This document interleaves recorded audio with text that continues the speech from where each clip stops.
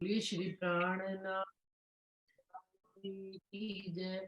बोलो श्री सतगुरु महाराज की जय। बोलो निजानंद स्वामी की जय। बोलो श्री निजानंद संप्रदाय की जय। समस्त सुंदर साथ की जय। सुंदर सा जी प्रकरण प्रारंभ हो रहा है। 21 प्रकरण खत्म हो गया है।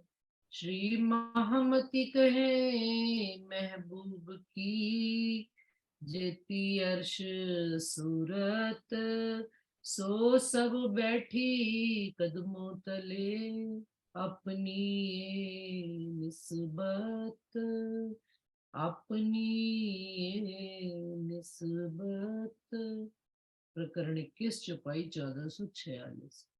सुंदर साथ जी आज श्रृंगार की हमने 1500 चौपाई पढ़ ली और जो प्रकरण प्रारंभ होने वाला है उसका जो मुख्य हेडिंग है श्रृंगार कलश। तीन श्रृंगार वर्णन विरहर्ष। सब किताबों के ऊपर श्रेष्ठ तो श्रृंगार है। श्रृंगार ग्रंथ को कहा गया था। संपूर्ण ग्रंथ में पहले पहली चार किताबों के ऊपर राज्य महाराज ने कलश ग्रंथ को रखा है ऊपर, कि जिस प्रकार से कलश का क्या मतलब होता है, मंदिर के ऊपर कलश।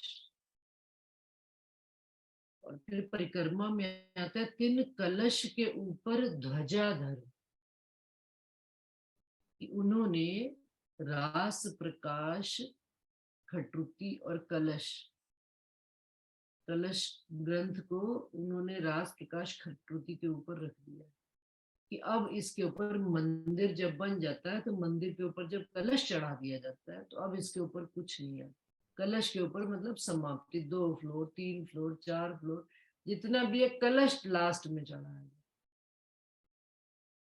ऊपर चढ़ा दिया गया। जिस प्रकार से हम पन्ना जी में भी देखते हैं, अपने अपने शहरों में भी देखते हैं, मंदिरों के ऊपर सबके ऊपर कलश चढ़े।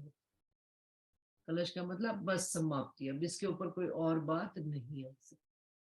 तो सारे 14 तबक के जितने भी ग्रंथ थे उसके ऊपर ये स्वसम वेद यानी कि धामधनी ने ये अखंड वाणी कुलजम स्वरूप वाणी रखी।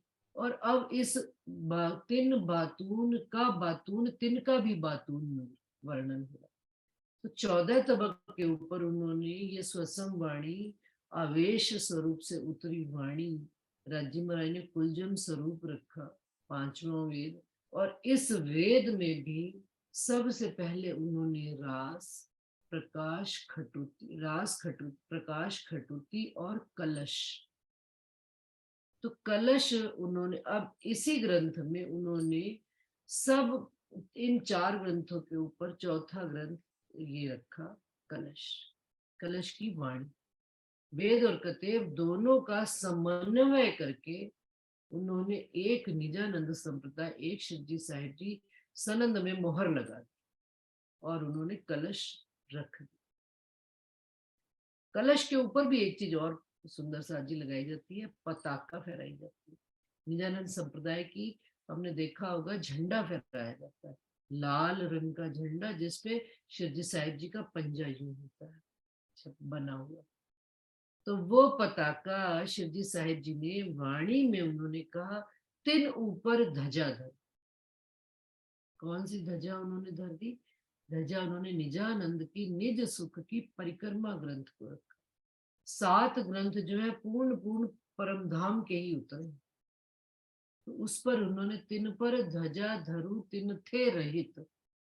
इस संसार की वाणी सब खत्म हो गई, उसके ऊपर जो ध्वजा रख रही है निज आनंद की परिक्रमा ग्रंथ जिसमें अपने निज घर के सुख है। और अब उसके ऊपर भी वो आगे परमधाम का पूर्ण वर्णन कर दिया, तो भी उन्होंने कहा ये हकीकत का ज्ञान है। परिक्रमा, सागर और श्रृंगार। परिक्रमा के बाद उन्होंने देखा पूर्ण परिक्रमा में विचरण करने से उनको लगा कि सागरों की शोभा अनंत है। सागरों में भी राज्य और श्यामा जी का श्रृंगार का वर्णन किया। और फिर श्रृंगार ग्रंथ जो है पूर्ण पूर्ण स्वरूप, मार्फत का स्वरूप, धाम धनी का स्वरूप, रजी महाराज के स्वरूप की नख से लेकर शिख तक एक एक अंग का बारीकी से वर्णन किया गया, और शिख से लेकर नख तक का वर्णन किया गया। अभी चल मुकुट मुकुट का ही रहा था वर्णन, लेकिन सुंदर सा जी देखो फिर नीचे नख, चरण कमलों पर ही धनी इंद्रावती जी आ जाते हैं कि अब चरण कमल से तक उस श्रृंगार वर्णन करते करते भी अब उसका भी तीन बातून का भी नूर परम, जो अंदर गहराई वाली बात है, बिल्कुल चित्त तक उतर कर जो इंद्रावती जी वर्णन करते हैं कि तीन श्रृंगार कलश, श्रृंगार ग्रंथ का भी उन्होंने अंदर एक कलश है, अंदर भी चित्त में भी धनी ने श्रृंगार, धनी के श्रृंगार को हम रूहों ने धारण किया हुआ है, तो उस श्रृंगार के ऊपर भी एक कलश धारण किया हुआ है। वो कलश क्या है कि रूहें जिस विरहा रस में हम आ तो गए सुंदर साथ जी घर से, मूल परम धाम से जोश से भरी हुई सखियां धनी के चरणों में बैठकर कि हम भी उस खेल को देखना चाहते हैं, और धम जानिया खेल घर का, लेकिन ये तो आकर पता लगा कि हम जिस संसार में है वहां पर तो धनी की कोई खबर देने वाला ही नहीं, धनी की कोई बात करने वाले। तो वो विरहा जो देवचंद्र जी के माध्यम से श्यामा महारानी वो विरहा लेकर आए हैं कि विरहा लैया घेर हम रूह, वो विरहा चित्त में मूल में हमारे विरहा बैठ गया, बैठना विरहा ही हम रूहों का श्रृंगार है इस संसार, जो उस विरहा से ही हम धनी के स्वरूप को, शोभा को, श्रृंगार को देख सकते हैं, अनुभव कर सकते हैं, महसूस कर सकते हैं, उस रस को पी सकते हैं। क्यों? क्योंकि अद्वैत की भूमि में ये सुख नहीं है कि धनी से हम जुदा होकर द्वैत में आकर धनी को जान पाए। जब संसार में लाया गया, धनी की शोभा और श्रृंगार को बताया गया, अब तो हम उस मंजिल पर आ गए हैं कि जब बस धनी के, राजी और मोहम्मद साहब के बीच में कहते हैं तीन पर्दे हैं, दो पर्दे हैं, जरी और मोती का पर्दा, अब वो पर्दे भी हटते जा रहे हैं, और धनी का श्रृंगार और शोभा, वो जैसे जैसे पर्दे खुल रहे हैं सुंदर सर जी, और इस संसार में उन्होंने हमको वो सुख दिया, बेशक ज्ञान, बेशक इल्म, जिसमें कहीं संशय नहीं, उसी के माध्यम के से तो राज्य का वर्णन हो रहा है, राज्य के स्वरूप और शोभा का, और मार्फत मार्फत की स्थिति का वर्णन हो रहा है। तो पर्दा हटता चला जा रहा है, तो रूहों के अंदर सिर्फ और सिर्फ एक ही चीज रह जाती है अंत में। इंद्रावती जी की बात करूंगी, हमारे और आपके अंदर तो मुझे मुझे तो आपका भी नहीं पता, मैं तो अपनी ही बात कहूंगी कि हमारे अंदर अभी भी विरहा ने वो जड़ रूप में आया तो है, परंतु वो घर नहीं कर गया, वो इतना उसने विस्तार नहीं किया कि बाकी की सब चीजें नजर से हट गई, और धनी धनी पिया पिया सूख वो भी सूखे अंग, कि भी सूख जाए अंगों, और आवाज आनी भी बंद,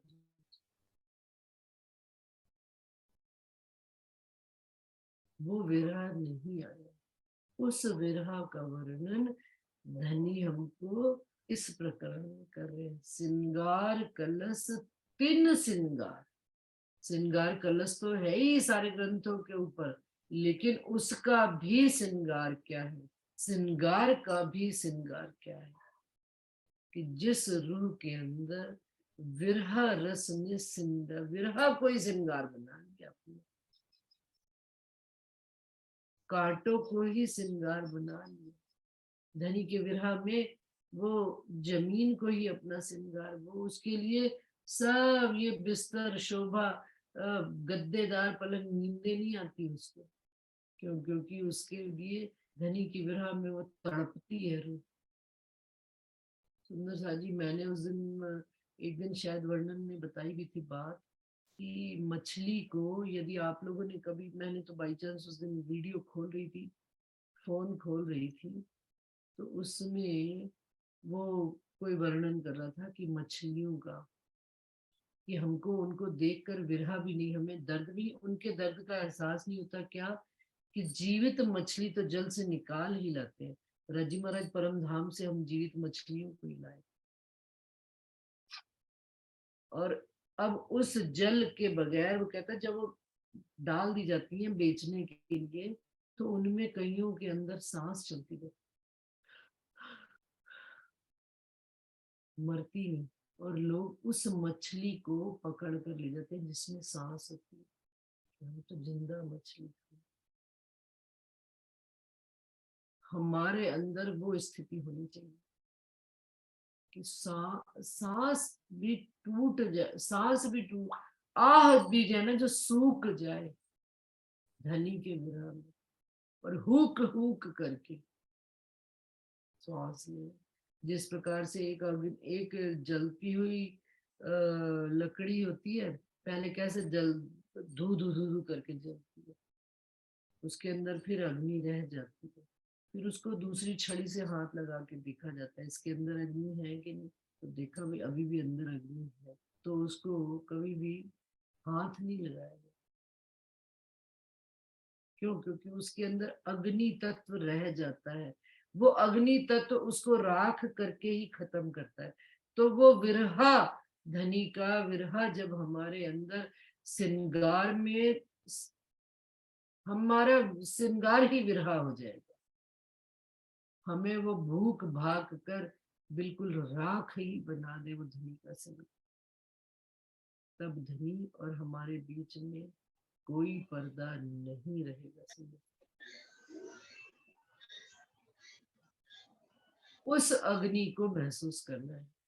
तब ये वर्णन हुआ प्रकरण का कि क्यों बरनू हक सूरत, अब लो कही ना किन, ये झूठी देह क्यों रहे सुनते इह बर। आप इंद्रावती जी से आवेश स्वरूप से धनी ने जो ये प्रकरण कहलवा दिया कि धनी की हक की सूरत कैसे वर्णन होगी, जो आज दिन तक 14 तबक में किसी को खबर ही नहीं, तो वर्णन क्या होगी।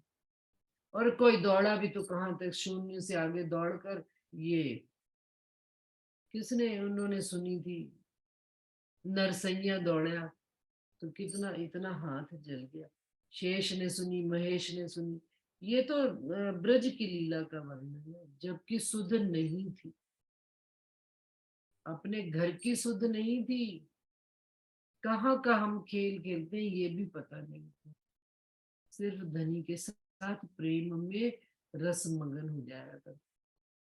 उस बांसुरी को सुनकर नरसैया का इतना तन, इतनी बाह जल गई, आवाज सुनने मात्र से। और जब हमारे पर आत्म से आत्म में आ रहा है, और आत्म से इस जीव में, शरीर में हमारे सब अंग जागृत होकर खुलकर केवल और केवल धनी के स्वरूप को देखना, सुनना, बोलना, महसूस करना, अनुभव करना, उनको अपने अंदर, तो फिर वर्णन कैसे होगा। ये झूठी दे, और फिर ये झूठी दे कैसे रह सकती है उस वर्णन को सुनकर। इंद्रावती जी कह रहे हैं, और वर्णन आशिक कर ना सकते, जो उस अग्नि में ही चली गई लकड़ी, जिसके अंदर अग्नि का ही वास हो गया, वो मुख से कैसे बोले, वो तो आग ही बन गई। वर्णन आशिक कर ना सके। आशिक कौन है? जो धनी के स्वरूप को देखा और उनके स्वरूप में ही मिलता चला जा रहा है। नमक पानी में घुल गया, अब उसको कहा जाए कि तू पानी का वर्णन कर, वो कैसे वर्णन कर? जो उसमें घुल ही गया, मिल ही गया, एक रूप ही हो गया, एक रस ही हो गया, द्वैत हो गया। तो इसलिए वर्णन आशिक कर ना सके, आशिक वर्णन कर नहीं सकते, क्यों? क्योंकि वो धनी के स्वरूप में एक रस हो जाते हैं उनकी शोभा में, और कोई पहुंचे ना आशिक बिन। और वहां तक पहुंचने के लिए कंडीशन है कि निस्बत होगी, संबंध होगा, राज्य के साथ प्रेम होगा, इश्क होगा, वही वहां उस घर मूल परम धाम तक धनी के स्वरूप और शोभा को देख पाएगा। और जो देखेगा वही वर्णन करेगा, लेकिन जो देखेगा वो उनके अंदर एक रस हो जाएगा, तो वो वर्णन कैसे करेगा? हक जाहिर क्यों हुई? तो हक कैसे इस संसार में जाहिर हो सकते हैं? देखते ही उड़े तन, उनके स्वरूप को देखते ही ये तन तो खत्म। जब गर्मी बड़ी तेज लगती है तो क्या करते, कपड़े सब फटाफट, ज्यादा से ज्यादा कम से कम कपड़े पहने। तो तन है ये कपड़े पहने हुए हैं हमने। जब धनी के स्वरूप की गर्मी, धनी के स्वरूप का तेज, नूर, प्रकाश, तो ये जलने से मतलब ये नहीं है कि देखत ही उड़े तन की उड़ जाए, मतलब संसार की चीजों से विरक्ति, उसको ये सब चीजें नहीं भाई। लाख कह लो, जब एक स्वाद धनी आप अपने स्वरूप का दे रहे हो, तो दूसरी तरफ माया में भी आने में क्या, अब माया में आने को कहते हैं, तो माया में नहीं आया जाता, उस तन से तो नहीं आया जाता। इंद्रावती जी कभी लौट कर आए, कैसे निकालता वर्णन करना। जामा नाजुक होता चला गया, कैसे जामा नाजुक होता चला गया? खाली क्या शरीर आयु से नाजुक होता चला गया? नहीं, सुंदर, उनका जामा धनी के स्वरूप और शोभा और श्रृंगार में इतना रसमगन हो गया कि संसार की उनको सुध ही नहीं। उन वापस कहाँ कोई आ पाता है इसमें से? और जो आया वो आशिक नहीं, और जो आशिक है वो कभी लौट कर वापस आता नहीं। वो तो वही, जो समुंदर में उतरा तो उतर ही गया, फिर वो डूबा कि पार गया, ये वो जाने और उसके धनी। हम तो अभी देखते रहते हैं पानी में पैर डाले कि ना डाले, सागर उतरते वक्त डर लगता है। ये जीव की कमजोरियां हैं, ये शरीर की गुण इंद्रियां, ये दलदल है, महादलदल, कचरे का दलदल। इस दलदल से आगे पार जाओ तो शुद्ध शीतल धनी की वायु, धनी का स्वरूप। राजी महाराज साक्षात ऐसा लगता है कि अपनी बाहें खोलकर बैठे हैं हमको अपने अंदर समाने की, लेकिन हमारी दृष्टि ही बाहर है। हमें भय, हमें संकोच, हमें हमारे अंदर के विकार हमें आगे बढ़ने ही नहीं, हमें माया की लालची, हमें सत्ता की लालच, कुछ नहीं चाहिए, केवल और केवल आपका स्वरूप। जब रूह ये मांगनी कर देवे तो देखे धनी कैसे मिला स्वरूप। धनी तो है ही रूह के लिए, और काम कछु है नहीं, देवे रूहों को लागे। लेकिन रूह की नजर, अभी शमा ने कहा ना, हक देखे मुझे मैं देखूंगी, ये शहूर आया कि ये जब गुण इंद्रियां, सब चीजें, सब शरीर, जीव, आत्म, सब की दौड़ एक तरफ है। क्या दौड़ एक तरफ है? कि एक और एक मेरे धनी को प्राप्त करना है, और कुछ चाहिए ही नहीं मुझे। तो आशिक वर्णन कर ना सके, और कोई पहुंचे ना आशिक में। पहुंचेगा धनी के चरणों में आशिकी, और जो पहुंच जाएगा वो वर्णन नहीं कर पाएगा, और जो वर्णन करेगा वो आशिक नहीं। कैसी राजी महाराज, तो हक कैसे जाहिर, देखत ही उड़े तन, तन तो धनी की उस लीला में ही समाप्त हो जाता, मगन हो जाता, तन भी धनी की उस शोभा में खो जाता। हक देखे वजूद ना रहे, जो दारू आग से उड़त, यूं वहदत देखे दूसरा, पांव पल अंग न टिके।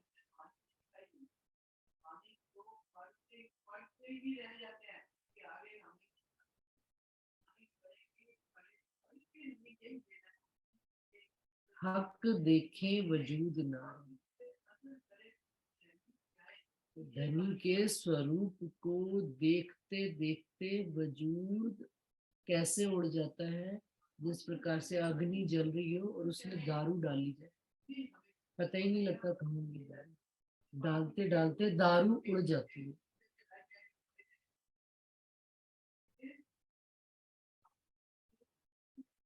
उसी प्रकार से धनी की शोभा श्रृंगार को देखते देखते तन की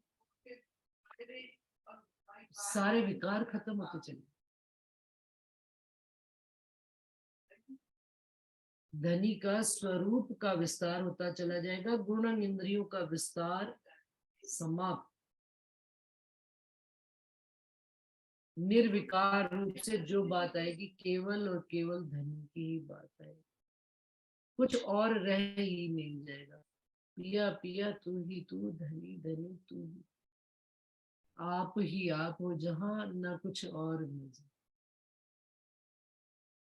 यो वाहिदत देखे दूसरा, उस वाहिदत, उस एक दिली, उस एक स्वरूप, एक शोभा को निहारते निहारते उस मार्फत के स्वरूप में विलीन हो जाना, यही रूहों की पहचान है।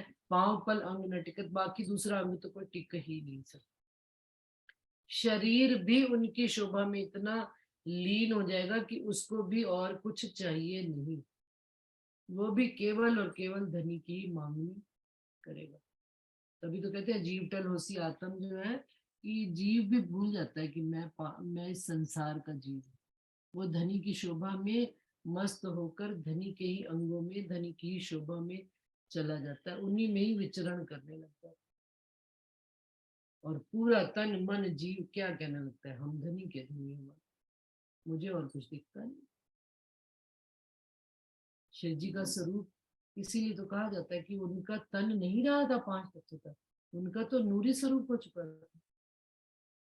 उनको स्पर्श करने मात्र से सारे सुख दिल में आ जाते हैं, और वो आज तक शफकत बरकत बसती है पन्ना जी में। चरण कमलों को आप छू के देखो, आप उसी समय आपके अंदर जो है ना, पर घर की बातें अपनी, संसार की घर की नहीं, ये तो घर है ही नहीं, इसको तो सराय कहा गया, लेकिन हमने इसको सच्चा मान लिया। सराय में 4 दिन के लिए आए, ये सराय है।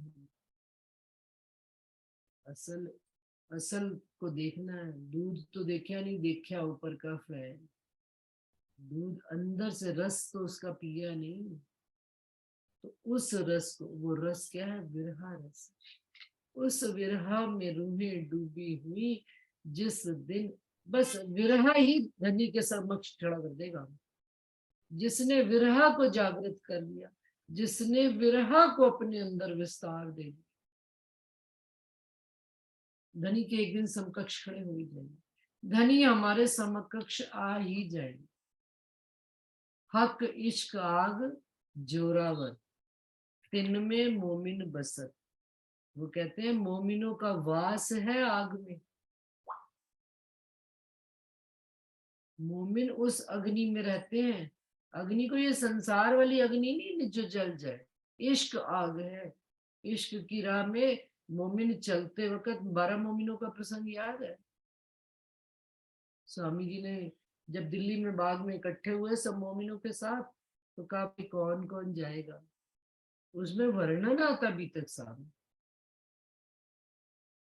कोई तो कह रहा है साडा की काम में, हम क्या करेंगे जाकर, जो राज्य का हुक्म होएगा हो जाएगा। दूसरा कोई कह रहा है कैसे, ठीक है तुम जाओगे तो हम देख लेंगे, तुम भेज देना वहां से खबर। लेकिन जो मोमिन है उन्होंने बढ़ चढ़ कर क्या बात कही, शिव जी हम तो जीते जी भी आपके चरणों में हैं, मर भी गए तो आपके चरणों में ही खड़े हैं। ये आग है जो राग धनी के इश्क की आग, कि समर्पण और कुर्बानी में कहीं कमी आती है। कुर्बानी का नाम सुन मोमिन उलसत अंग, धनी की राहों पर चलते हुए कुर्बान हो जाते, घर गृहस्थी संसार माया सब दरकिनार, खूटी पे टांग दिया करते हैं। सरकार कहा करते थे जिल्लत इल्लत किल्लत, जो धनी आप, जो हमें संसार में दिया सब आपका दिया। यदि मान शान आपका दिया होगा, दुख आपका दिया होगा, तो मान शान भी आपका, शोभा भी आपकी, सब कुछ आपका। वो आग इश्क की ऐसी उनके मोमिनों के अंदर जलती है कि इनमें मोमिन बसत, मोमिन उस आग में रहते हैं, उस इश्क की विरह की अग्नि में रहते हैं। उनके अंदर विरह इतना परवान चढ़ा हुआ है कि उनको बाकी की चीजें दिखाई ही नहीं। वो धनी के विरह में ही अपना चाल चलते चले। आग असल जिनो वतनी यामे आठों जाम अलमस्त, जिनके अंदर इश्क रूपी आग बसती है, जिनके अंदर इश्क की आग जलती है, विरह की आग जलती है, वो उसमें आठों जाम 24 घड़ियां डूबे रहते हैं। बाहर क्या, बाहर शरीर से सिर्फ ड्यूटी है, हो रही है, कर रहे हैं, उसमें डूबे नहीं पड़े। संसार चलता चला जा रहा है उनका अपने आप। धनी उनसे संसार के काम करवाए चले जा रहे, उनको करना नहीं पड़ता मोमिन। क्यों? क्योंकि उनके असल के ऊपर पहले प्रकरण पढ़ के आए हैं कि अब बैठ चरण चित देखे, चित्त में चरणों को बिठा लिया और उनकी जुदाईगी की विरह को हमने अब उस विरह की अग्नि को जलाना। उस विरह की अग्नि में बाकी सब चीजें जल बलकर खाक हो जाती है। संसार जो निस्दिन रहे आग में, ताए आगे के ही सब तर, वाको जलाए कोई ना सके, उछरे आगे के वतन। जिनका वासा ही आग में है, इश्क में है, उनको क्या कोई जला पाएगा दूसरा। फलाने की बात हमको जाना अग्नि की तरह जला जाती है। कहते हैं उसने ऐसा तीर मारा, उसने ऐसा ताना मारा, तन बदन में आग लगी। तो धनी कहते दूसरी आग हमको ईर्ष्या द्वेष अग्नि क्रोध की आग नहीं जला सकती। यदि हमारे अंदर इश्क की आग जल रही है, उस विरह की अग्नि में बाकी के ये सब अग्नियां जलकर खाक हो जाती, और कोई भी अग्नि हमको नहीं जला सकती। ईर्ष्या की अग्नि उस अग्नि के सामने फीकी, क्रोध की अग्नि उस अग्नि विरह की अग्नि के सामने फीकी। ये तो 14 तबक की अग्नि, ये झूठ की अग्नि। क्यों? क्योंकि विरह की अग्नि परवान चल रही, तो हमारा वासा है उस अग्नि में। वाक को जलाए कोई ना सके, उसको कोई जला नहीं सकता उस मोह में। उछलते हैं आग के वतन, क्योंकि हम उस घर के रहने वाले हैं, उस वतन के रहने वाले। हम उनमें उछलते हैं, उस अग्नि में आनंद मंगल करते हैं, उस विरह में रहते हैं, उस इश्क में। हमारा तो घर, हमारा वास ही उस घर। लेकिन करें क्या, भूल गए अपना घर, अपना मूल वतन, अपनी पहचान, अपनी आन, अपनी बान, अपनी शान, अपना धनी, अपने अंगी संगी, सबको भूल भाल के सब संसार में बना लिए। पति अपना, बच्चे अपने, परिवार अपना, घर अपना, ये सब अपना, वहां कुछ भी अपना। और जो झूठा है उसको अपना बना लिया, और जो सच्चा है, जिसके हम रहने वाले हैं, जिसके हम वास करने वाले हैं, वहां की हमको याद, जिस दिन याद आ गई, याद आ गई है तभी तो ये प्रकरण उतर रहा है। वो निस दिन रहे आग में, जो निस दिन रहे आग में। वाक को जलाए कोई ना सके, उसको कोई नहीं जला सकता। मैं तो सुन के हैरान होती हूँ, फलाना रुस के बैठ गया, फलाना ये हो गया, ढींगा। कहाँ राज्य आए हैं हमारे दिल में? जिस आत्म के दिल में धनी के चरण कमल हो, जिस आत्म के दिल में विरहा की अग्नि हो, विरहा जल रहा हो, उसको तो ये सब चीजें बाहर की चीजें। आग जिमी पानी आग का, जो उसने जिम्मी धारण की है वो भी आग की है। पानी आग का, जो जल दिया जा रहा है वो भी आग को बुझाने का काम कौन करता है? पानी। लेकिन यहाँ पर जो पानी है ना, वो भी अग्नि का है, गिरहा का। और आग भी, और बीज भी जो है इश्क का, वो आग का है। और अंकुर भी जो प्रस्फुटित होगा वो कौन सा होगा? आग का। फल फूल बिरिख आग का, आग मजकूर आग शहूर। सारे वृक्ष पर किसके फल फूल उगेंगे भाई?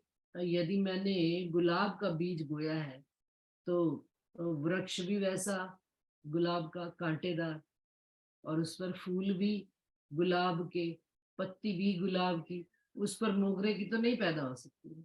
और मोगरे का लगाया तो मोगरे का ही वृक्ष, मोगरे का ही वह फूल फल पत्ती, मोगरे की ही उस पर कलियां, मोगरे के ही फूल। तो हमारे अंदर जो बीज है, मूल परम धाम से जुदाईगी का बीज जो धनी ने डाला है, बिरहा रूपी बीज, जुदा करके हमको खेल दिखा दिया कि हम खिलवत में बैठे तो हैं, परंतु बातें ना हो सकती हैं। आपके स्वरूप को दीदार नहीं कर सकती आंखें। ये जो जिसने विरह का बीज दिल में डाली, तो उसके अंदर अंकुरण भी कैसा होगा? विरह से होगा। उसके अंदर विचार भी कैसे आएंगे? धनी के विरह के आएंगे। उसके अंदर विवेक भी कैसा आएगा? उस विरह से उत्पन्न होगा। ये बात होती है।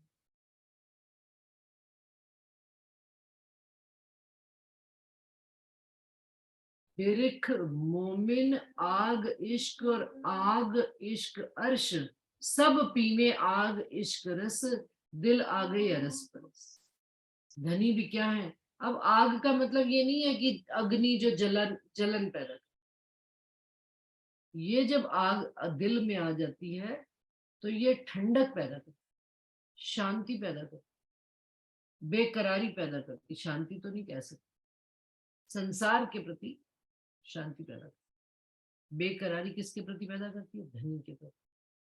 उनके स्वरूप से जुड़ने के लिए और अधिक प्रयास, सब चीजें उनके लिए। बिरिख मोमिन आग इश्क, मोमिनों के अंदर जो वृक्ष खड़ा होता है वो किसका खड़ा होता है? इश्क का।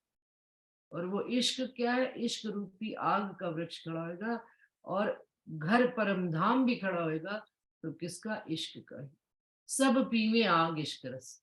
और क्या पीना? खाना पीना सोना दीदार, क्या है? सोवत सुपन जागृत, दम न छोड़े माशूक। इश्क ही पीना है, इश्क ही लेना है, इश्क ही आहार है। और दिल आ गए अरस परस। और दिल भी किसके अरस परस हो रहा है?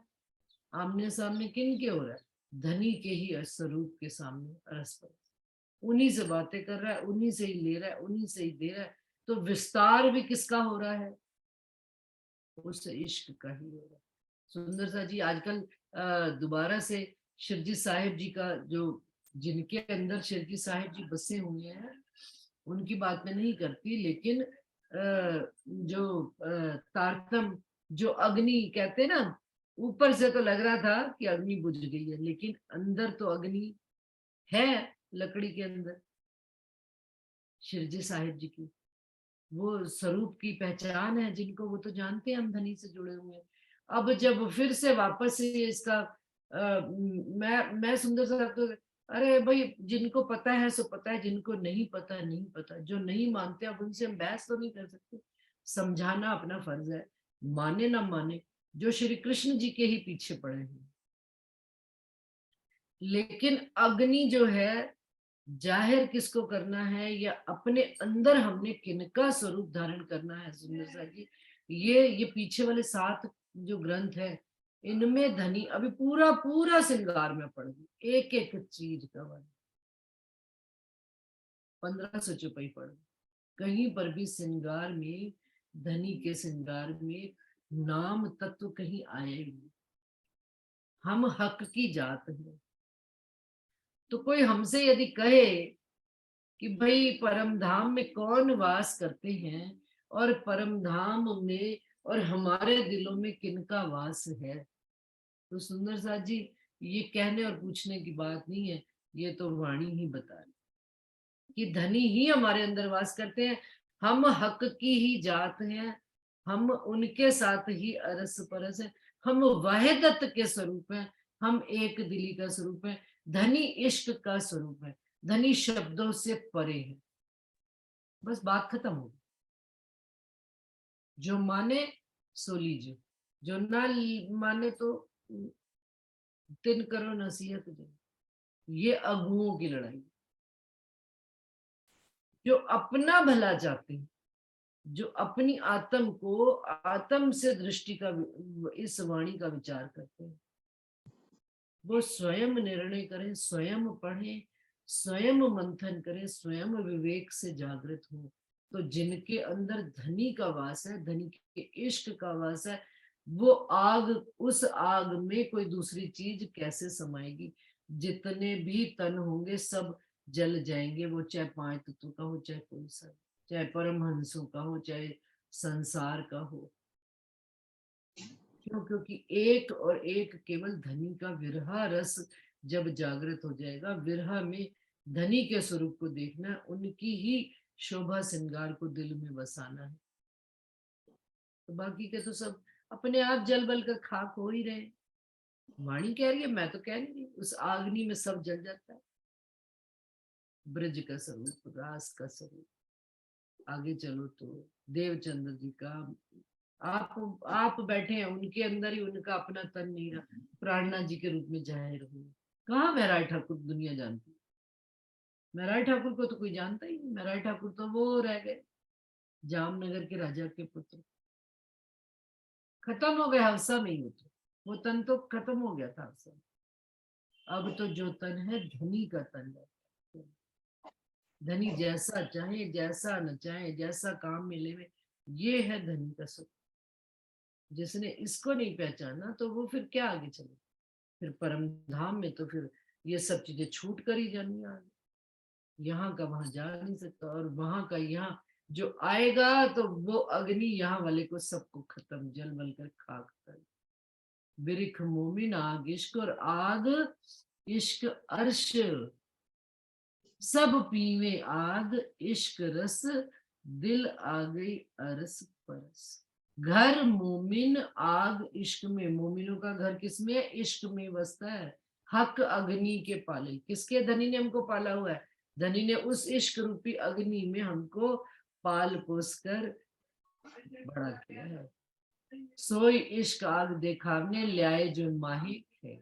उस इश्क रूपी अग्नि को दिखाने के लिए अब खेल में जरा देखे। धनी कहते हैं आओ कौन आवे मेरा इश्क लेकर दौड़ कर। कौन अपने उस इश्क की अग्नि को जलाकर धनी के चरणों में सबसे पहले दौड़कर आती। सोई इश्क आग दिखावने ल्याए जो माही खेल। इस खेल में उस इश्क को ही दिखाने के वास्ते धनी हमको लाए हैं। चौपाई सुंदर सा जी दोहरा देती हूँ, इस चौपाई को अगली बार दोबारा करेंगे क्योंकि समय खत्म। घर मोमिन आग इश्क में, हक अग्नि के पालिल, सोई इश्क आग दिखावने ल्याए जो माही खेल, ल्याए जो माही खेल। चौपाई 8 सुंदर सा जी हो गई है। अगली बार 8 से आगे चलेंगे, 8वीं चौपाई से ही प्रारंभ करेंगे। इसके साथ ही प्रणाम।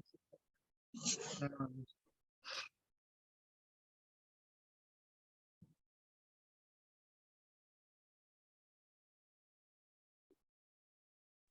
दीदी प्रणाम जी। प्रणाम जी, प्रणाम जी नरेश भाई जी।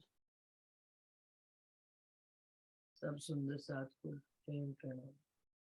प्रणाम जी, प्रणाम जी, सभी सुंदर साथ जी को प्रेम प्रणाम। प्रणाम।